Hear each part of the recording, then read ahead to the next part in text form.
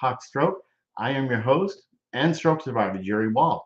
And for those of you that are new here, I started doing this show to bring awareness to stroke, TBI, aphasia, brain injury. And also, this is June, Aphasia Awareness Month. But anyway, I also bring on experts in brain health so they can share their knowledge with us to learn more about the brain. And also bringing on stroke survivors, TBI survivors, all of them to so we can provide a platform so they can share their journeys from all across the world. So also this morning's guest is Maddie Niebanck, um, and also she'll talk about her journey, and we'll talk about stroke and what's going on in her life. It's been about 2 years since she was on the show. So please make comments, ask questions, and also if you haven't done it, please subscribe to my YouTube channel. And we'll go ahead and just get started here. Telling me to dance, taking a chance.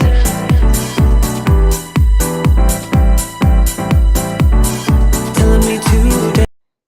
All right, good morning, everybody. And I can see a bunch of you out there. So salute, I see you, Michelle, Joy.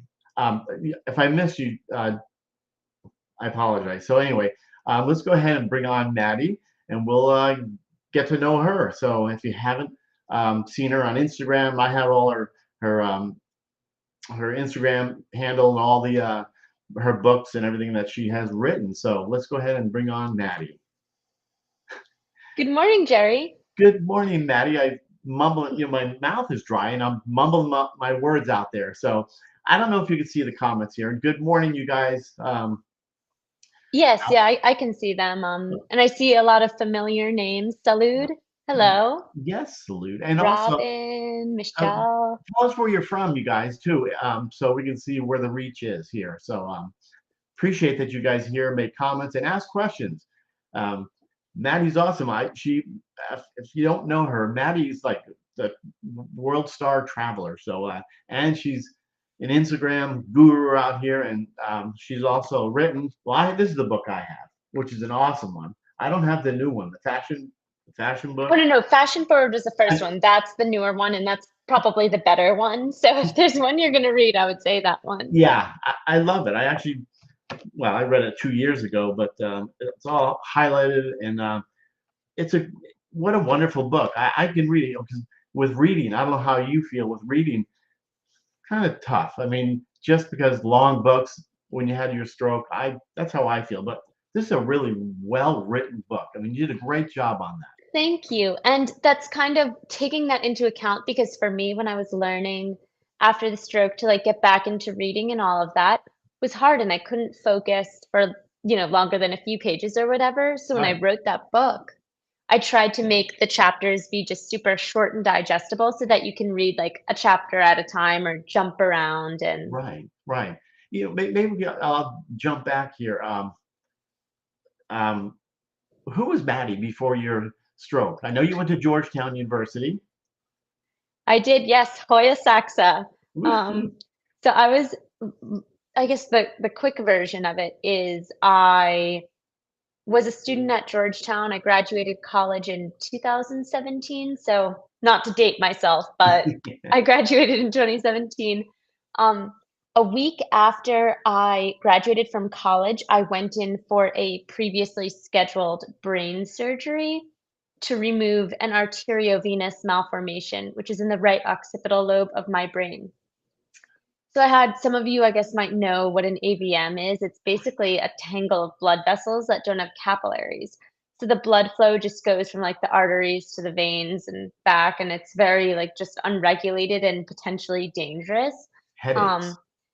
so I knew that I had this because since I was 7 years old, I had been getting extremely debilitating migraines, Ugh, which culminated in a series of migraines lasting over 20 days. wow. My neurologist said this is not normal. So he had me go get a brain scan, which showed that I had the AVM in my brain. The question then became, what do I do about it? So I consulted with countless neurosurgeons, eventually decided that I didn't like the idea of having a ticking time bomb in my brain. I Yeah. wanted to remove the risk, um, because apparently with each year of life is an increased chance of it bleeding by like 1 or 2% in your total lifetime. It's about a 50-50 chance that it would bleed, and if it does bleed, a 10% chance of death. So, I really kind of did not like that, so I wanted to get rid of the potential for this ticking time bomb to rupture and bleed, so I Right. went in for the surgery. They had to do some preoperative procedures because the AVM was so large, they couldn't just do a brain surgery on it. The preoperative procedure ended up causing a blood clot in my brain, which ended up bursting. So I Wow. have a stroke in the ICU as I'm recovering from the pre-op procedure, Right. and I have to get rushed into an emergency brain surgery. Thank goodness I was at the hospital already. My neurosurgeon had just gone home for the night to get a good night's sleep before doing my surgery in the morning, Right. and he's called back. She's having a stroke, like, we have to do it now. Um, so he comes back. Before he rushes into the OR, he tells my parents, "The situation looks grim."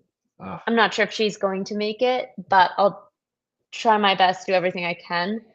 uh, I obviously came out of the operation alive. I heard it was like maybe, I don't know, a 13-hour-long brain surgery, 7 wow. liters of blood transfusions, and when I woke up, I was completely paralyzed on the left side of my body. Everything. So, like, my arm, my leg, my face, I couldn't speak, I couldn't swallow, so it was like being back to being a baby and having to learn how to do everything all over again. So, everything from speech, cognitive, physical, occupational therapy, Yeah. I had to do it all. It's come Yeah. a long way in the past 6 years. Yeah. You have completely. Wow. So right. So you went to speech therapy, occupation. So, but you're now. I mean, you're walking. You're everything's. You're doing great. Thank you. Yes, it's a lot of practice. I'm not going into therapy anymore. And Right. you're right. Yes, I have started working full time. I've been working full time. I'm now on to my second career. But I've been working full time since like 2019.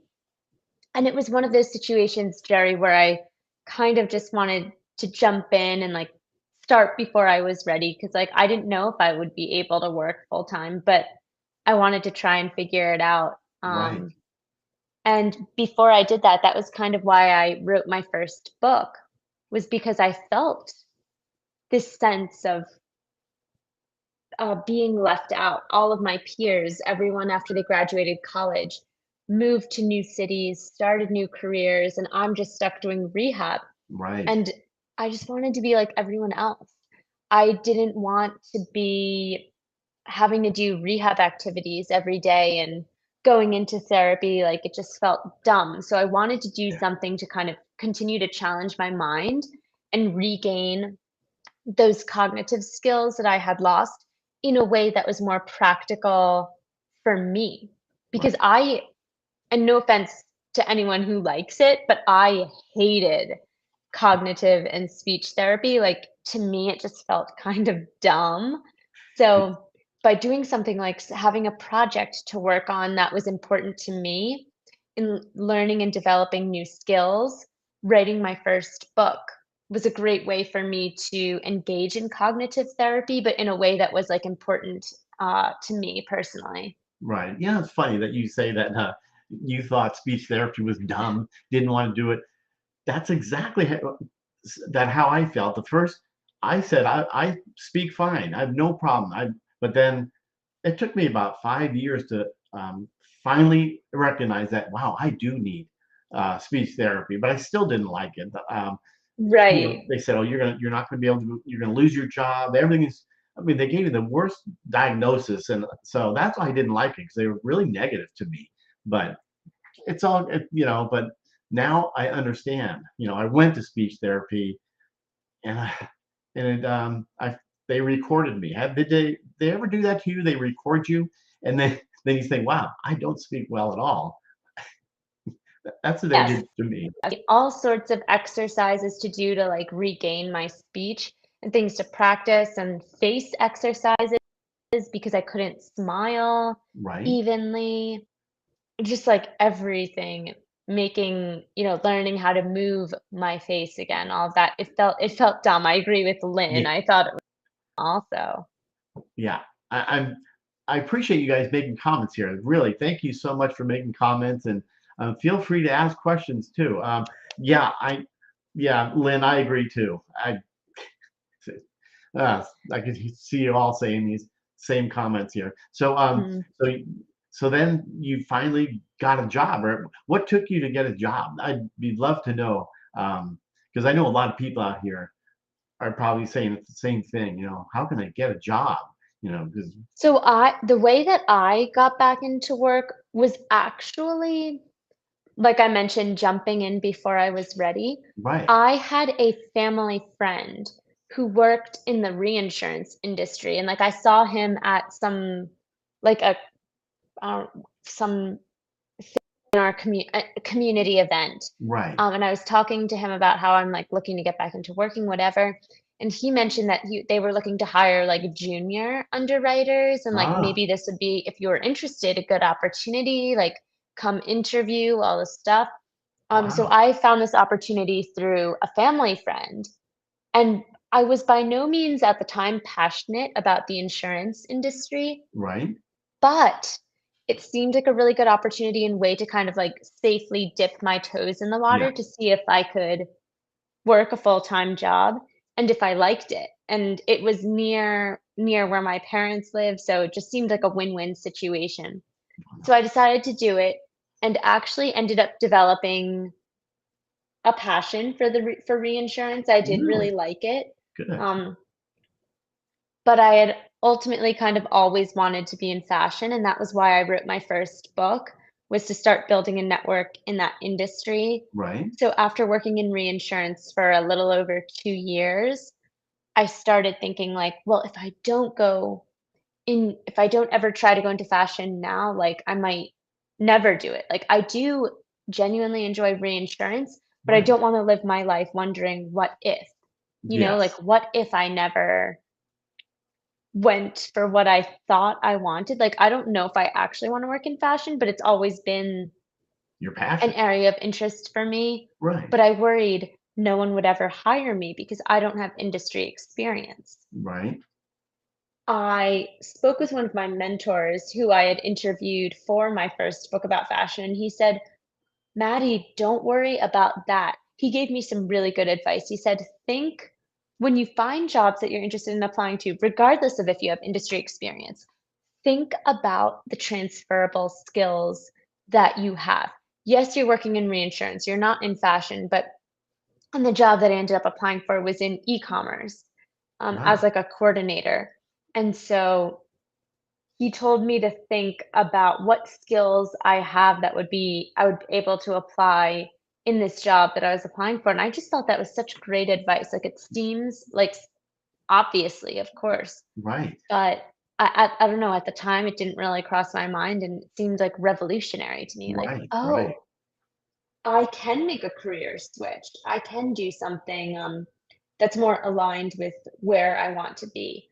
And so, ultimately, I did make the switch, and now I've been working in fashion now for about 2 years, and it's been a great experience, ah, that's and I'm great. happy that I did make the switch. Yeah, absolutely, good advice. Just like Joy is saying here, I like Thanks, that. Salud. Yes, Enjoy. and salute the same thing. But are you driving? No, I can't drive, and that's less because of the occupational therapy and, like, not being able to use my arm as well, more so the loss of vision. Ah, okay, okay, and that's all because of the stroke. Exactly, but I'll be honest, Jerry, I always hated driving, so I'm not too particularly bummed out that I can't drive anymore. I Right, guess it just means I have to live somewhere where I won't need to drive, right, right, exactly. Wow. But you and and I it's love walking. I love walking. yeah, yeah, that's good. Do you have neuro fatigue at all? Definitely. Do you? Definitely still get neuro fatigue. And yeah, I like I go to bed pretty early most nights. Yes, of course, there's the occasional later night or like I'm seeing a friend and end up staying up a little later, but more often than not, I'm, Right. like, in bed by 9:30. Wow. But I Okay. wake up early too, so I feel like that kinda Yeah. No, makes that's it work. great. Wow. Sleep is so important after the stroke is one thing I've realized I used to just, maybe only sleep a couple of hours and, like, whatever, I was fine. Yeah. That was I was able to function off of not a lot of sleep and still be able to do everything, but now I absolutely cannot. Like, I need the sleep. Right. Right. Absolutely. Absolutely, Gary. I agree with it. You 100% for the new transition there. I mean, that's so great that you're working and doing things, not letting the stroke um, side of you, uh, you know, take control. I mean, you're really. Um, I'm so happy that you're traveling. I mean, you're really Yeah. traveling the world. When I watch your Instagram, um, I do like to travel. Mhm. and that is your handle right there at Maddie Stroke a Lot. Yep, that's me on Instagram. Oh, Yes. I saw someone Joy says about left neglect. I also have left neglect, and it's gotten a lot better just from developing ways to, like, remember, "Oh, I need to look over on the left side because I just can't see anything at all over there anymore." Right. But that was a huge challenge, and the spatial awareness as well continues to be, like, one of the biggest challenges for me, more so than, like, I don't know, the physical things of, like, walking and using my arm. Yes. And for the 2 years ago when you were on, I don't know how would I say this.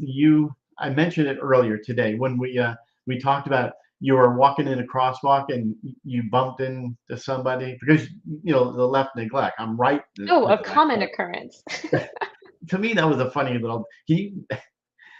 I'm sure some people, as I think Joy, you said something about the left side too.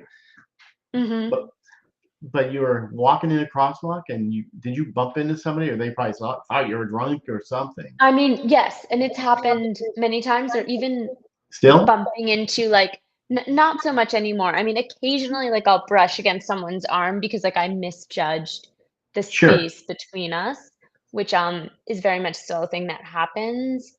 But my left neglect kind of also manifested itself in, like, here's a really good example I have from my rehab days. The food on my plate. When they would give us, like, an inpatient rehab, they would serve the food. I eat my plate of food, but, like, I was really into dessert back then, and I, like, turned to my mom and I would say, "Oh, they didn't give me, like, a brownie or, like, there's no dessert this time," and she's like, "Maddie, are you sure you ate everything on the plate?" I said, "Yes, of course I ate everything on the plate. There's literally nothing there." She said, "No, Maddie, look on the left." Sure enough, I There. turned my head and looked to the left, and Wow. there is a cookie. Like, how did I miss that? Yeah, absolutely. Wow. How long were you in the hospital? Inpatient. So I was in the ho like, I was in the ICU for 15 days, Oh, and wow. then I was transferred to inpatient subacute rehab.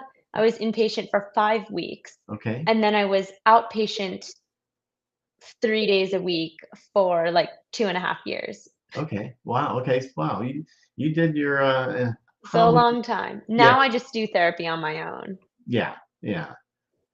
Yeah. I mean, like you said, walking is pretty awesome for you. And yeah, let's see. Yeah, Joy. Thanks for you guys making comments here, and Salute. Yeah, I'm just I trying to really read them all appreciate it. too. And if I didn't bring them up on the screen, I mean, you know, I'm sure Maddie's going to look at them, and you can always go back and see. And Yeah. this is also. Who said that? Stephen, I'm left-handed as well, and I am left side affected. Let's see. Oh, yeah. Okay, I see that. Stephen Albright, nice to see you out here. So, what was I going to say? So, you're just taking. Do you get in rides with people? Because since you can't drive. Because I see you traveling literally the world. If anybody watches Maddie out there on Instagram, see that's her. Check her out there, That's and my name. that's it. Maddie Stroke a Lot. That's your call sign. Yes. Absolutely.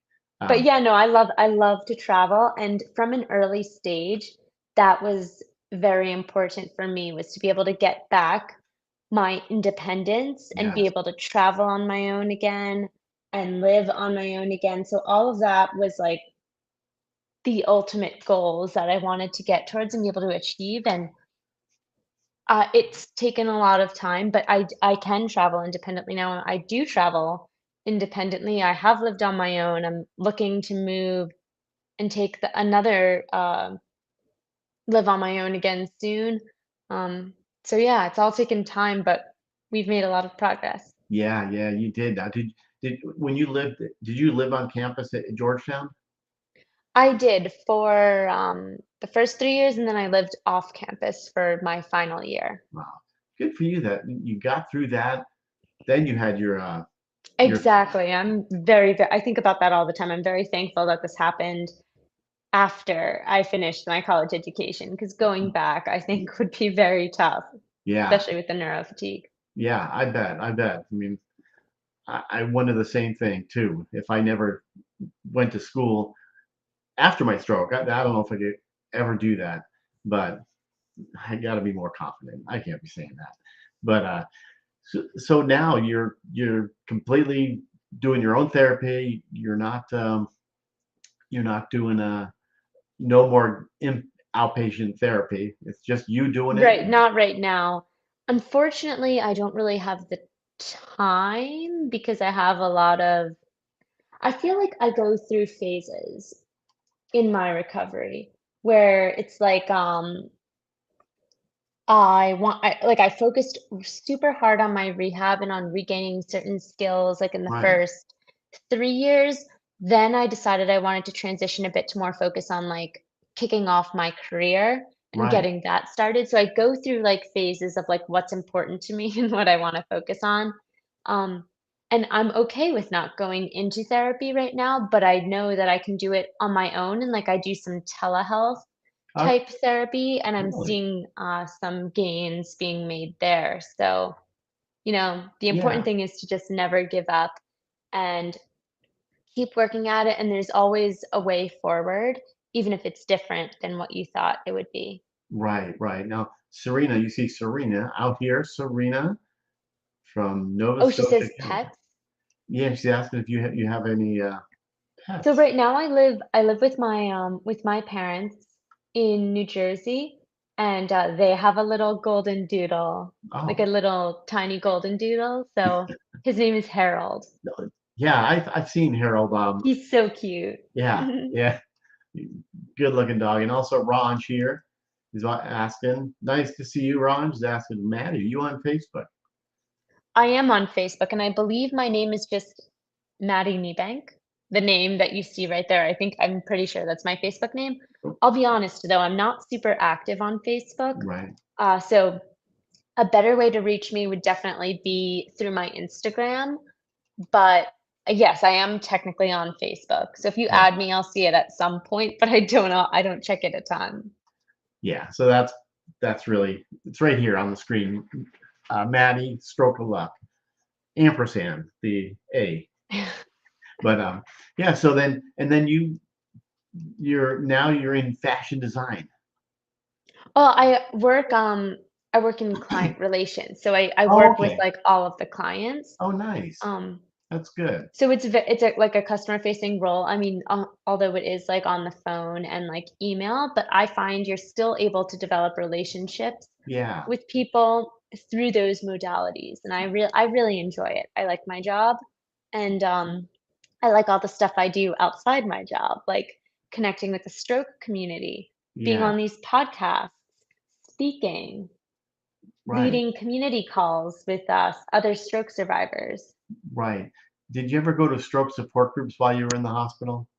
Well, Like once or twice, but I didn't really find them to be all that helpful, to be yeah. honest, at least the Yeah. ones I did. Yeah. So I kind of wanted to change that and make, virtual groups and eventually in person more accessible for stroke survivors and caregivers and people in the rehab space as well.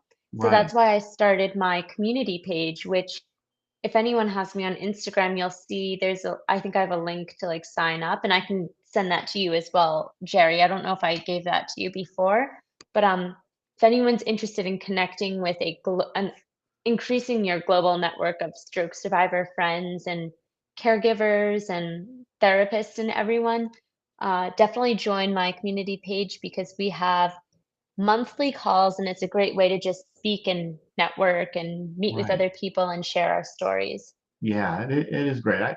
I know exactly what you mean about the going to stroke support groups, because I was always the one hiding behind somebody because I never want to be picked on. But now I go to stroke support groups, and if I'm not talking, I'm the one who talks now, kind of Mhm. leads it, and I found that really good, because sitting there, I didn't really get the what you're saying, not getting most of most of the stuff out of there that's going to be beneficial to me. So, um, and then we could talk about this right here.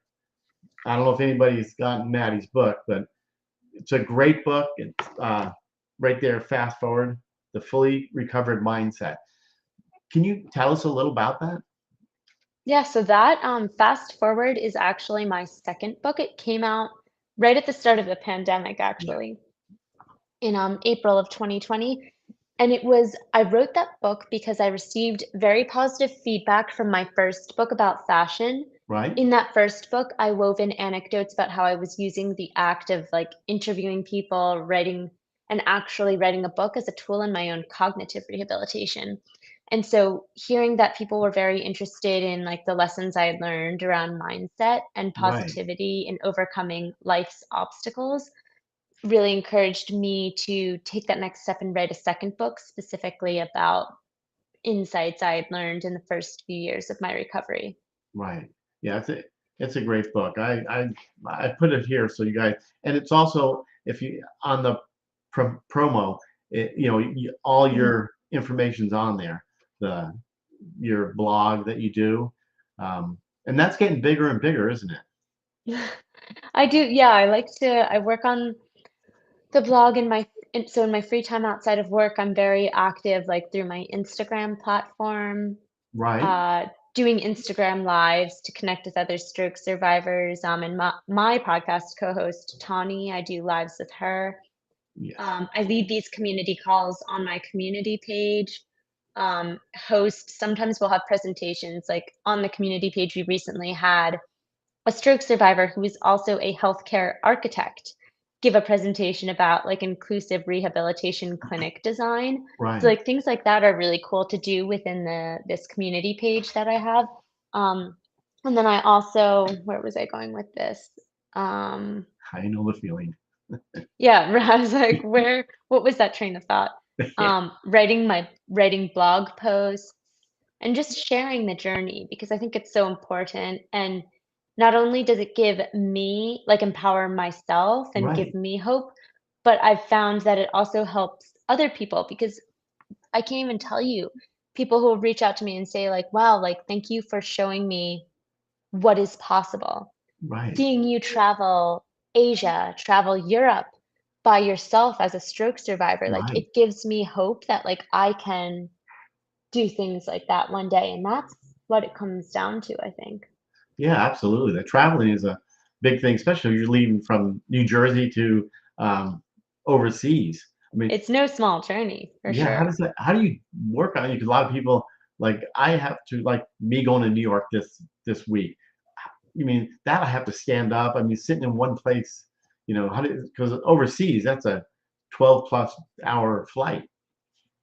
Yeah, yeah, it's definitely, and, like, when I flew a couple of months ago to Vietnam, and that was, like, an Yeah, 18-hour flight followed by, like, a 4-hour flight, right, and that was the longest flight I've never been on a plane that long right, until this trip, and I found, like, yes, I do have to, stand up a right. few times. I mean, obviously to go to the bathroom because you can't Yeah, go yeah, 18 hours without using the bathroom, but yeah, like, I find I like to do I'll do little exercises, like, on the armrest of my seat on the plane. I do dumb little stuff like that but it just to, works like, for keep you. myself yeah, You just to keep myself kind of engaged. Yeah. here. Yes, Stephen. Fast forward. Stephen, yeah, or I don't think it's on. No, it's not on Audible. Right. Currently, it's only like paperback and paperback version. I would like to do that one day, but there's a lot going on, so I haven't quite gotten around to an audiobook yet. Right, right. So, so what would you tell some people that, yeah, Tawny's great. I see that, Robin. Um, yeah, I'd like to travel, but don't like to depart and take off. Yeah, I know Mm, a lot of people are scared of that.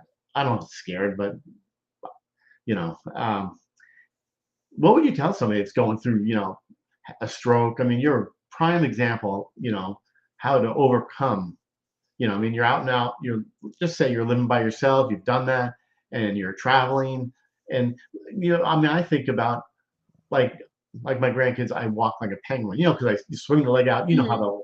the routine goes. Oh, yeah. But walking like stairs, how do you do with stairs? Good. So I've had to overcome a lot of like the whole hip hike with walking up the stairs. So it's always something that I need to focus on. Like sometimes my leg will swing out a bit. Yeah, Um, so it just takes a lot of focus, I yeah, think. yeah. And railings on both sides if you're going up and Yes, down. I mean, exactly. yeah, Is the ideal. yeah, yeah. Because I could have to go backwards or so. Uh, yeah, I know. I'm with you on that, Robert. Your Thank you, speech, Robert. yeah, your speech is great. But I know the train of thought. Oh, what would you tell somebody that's going through a difficult time? Just even a new stroke survivor, or even one that 20 years out or whatever. We still have those little. Um, I don't want to say depression because I hate to bring that up, but do you go through Right, but I that? mean, we all fall into like mental slumps. Yeah, it's a big At deal, any stage of our recovery, we could be years out, and like I also still experience that sometimes. right?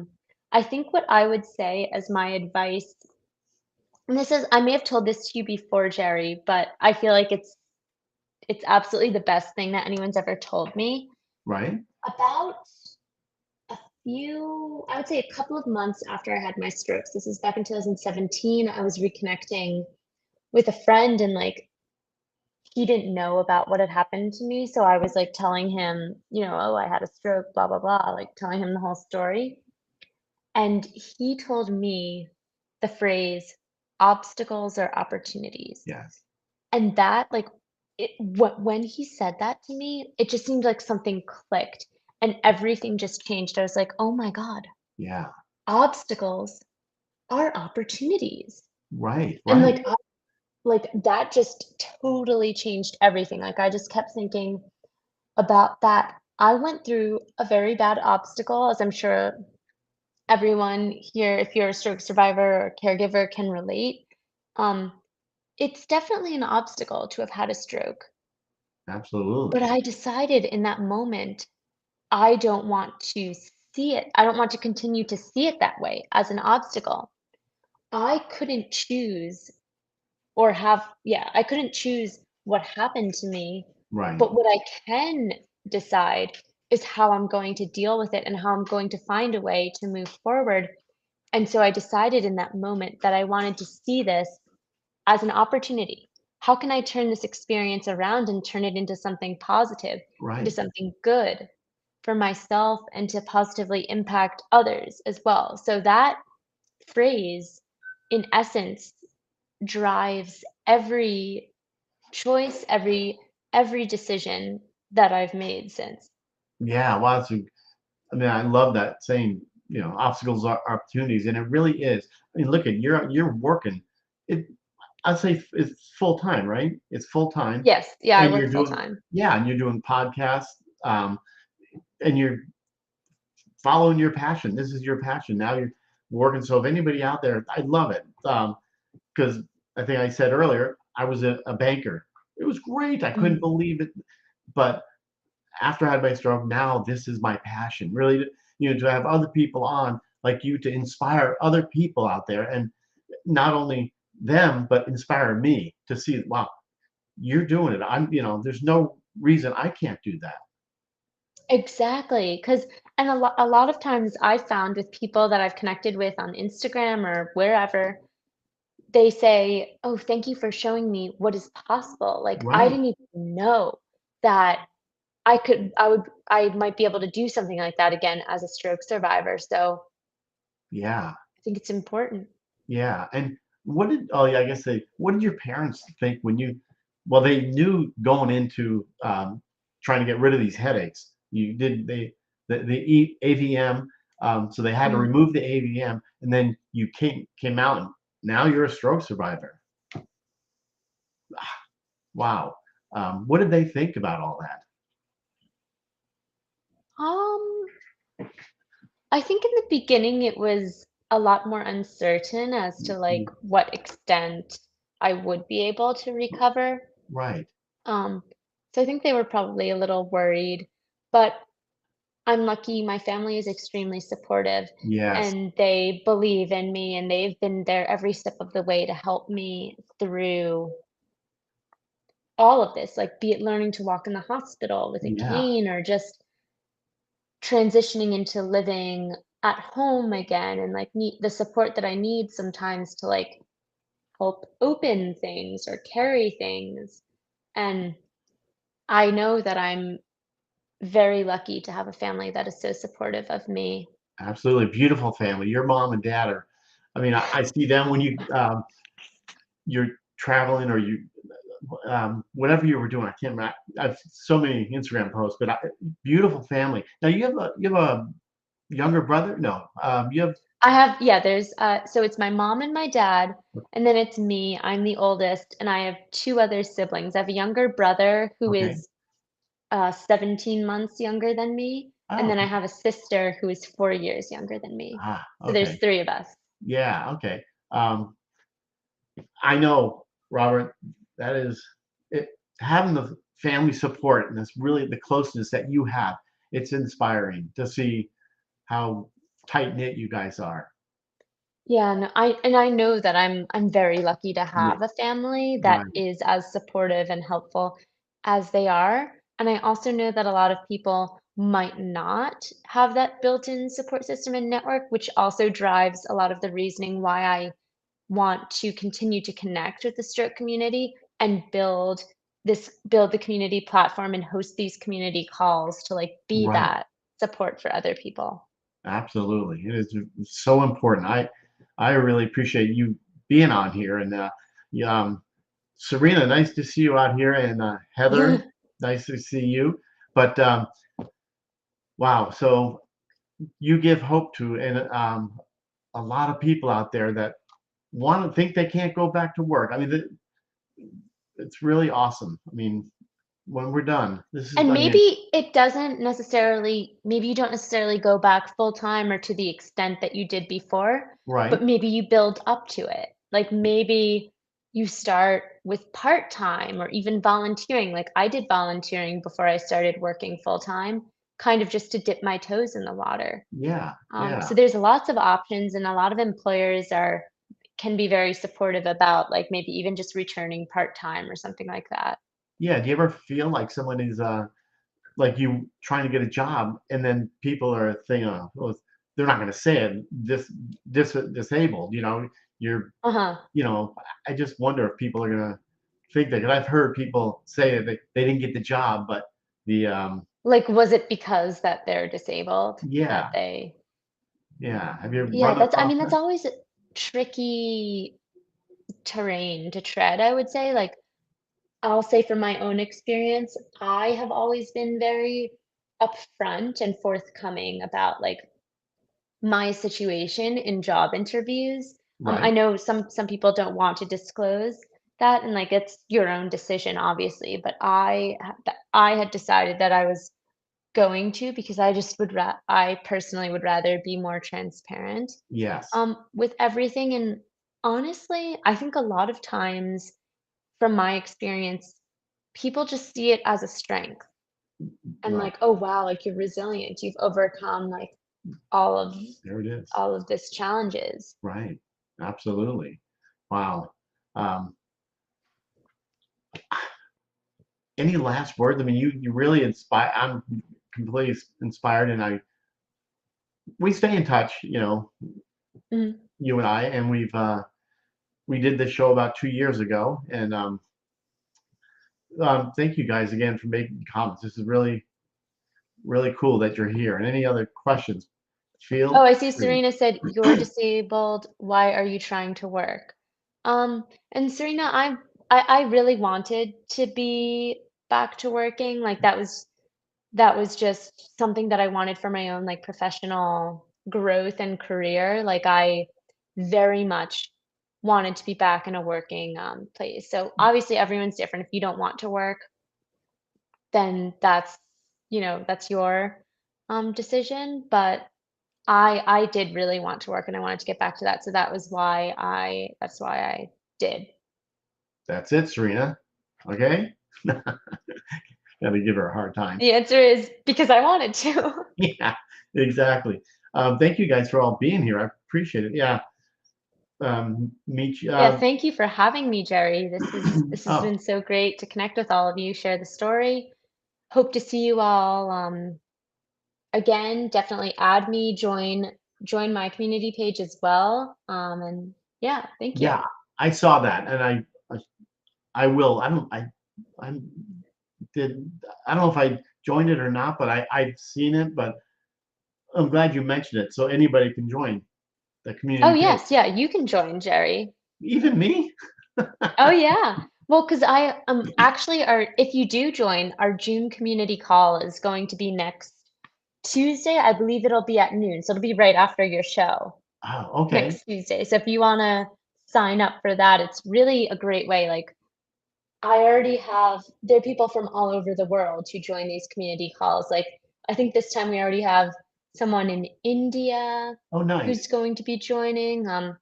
Both sides of the US Right. and the middle of the US. Um, Usually we have a couple of representation in Europe. I've had Africa, Asia, so it's Aha. really a fun time. Yeah. And Australia. Vanessa's asking, where do I join? Oh, so well, I can send you the link, Jerry, Okay. to send out to everyone, but it's also the link is also on my Instagram bio Okay. if you have me there. Yeah, I do. I've got it on there, and I'll put it in the comments, and so everybody know this is live on every social media platform. Not every, but it's even on Twitch. Oh, Twitch. nice. We have Facebook, YouTube, several Facebook pages, Twitter, LinkedIn. So and so anybody can go watch the replay and make comments, and I usually do that all the time. And again, YouTube, Let's Talk Stroke. Subscribe to that channel. Um, but Oh yeah. yeah, oh yeah, okay, I see that, Joy. But any last words you have, Maddie? Yeah, last words, I guess I would say this is simple, but don't give up because even though the progress might not be immediately seen, Right. don't doubt that all the work that you're putting in, it's not for nothing. It is adding up and having an impact, and that can definitely be seen over time. Like I always tell people, take videos of yourself at Yeah. stages throughout your recovery journey because when you are feeling down and upset and look back on those, then it's easier to see the progress Yeah. and So see true. how far you've come. But don't give up because Yeah. it will get better, it is getting better, and there's a great group of people out there to support you and help you along when Right. you are feeling down. Absolutely. That was terrific. Yeah. I know I can go on this. Is it a Zoom call? A community call on your The community call, I do it through Google Meet. Google Meets? So Okay. if you sign up for the like if you subscribe to my email list, then you'll receive all of the information. It is in my Instagram bio. So if you have me on there, that's the way to do it. Or Jerry, I assume you'll be emailing everyone who attended. Yeah. If Absolutely. you don't have the links, I can send them to you. Okay. Yeah. But it's on the Instagram, right? Yes, yeah, it's on the Instagram bio. So right here on the screen. So if anybody wants to go on there, then you can see the how to get there, I guess. Yeah, exactly. Cool stuff. Well, I really appreciate you sharing your your journey and what's going on in your life. It's been very Thank you so much inspiring. for having me, Jerry. This is really fun. Yeah, it's a blast. I appreciate it. And thank you guys for being here too. I appreciate all the comments. It's really Yeah, nice to thank see you, you all out everyone. here. So awesome stuff here. So take care, everybody. Have a great rest of your day.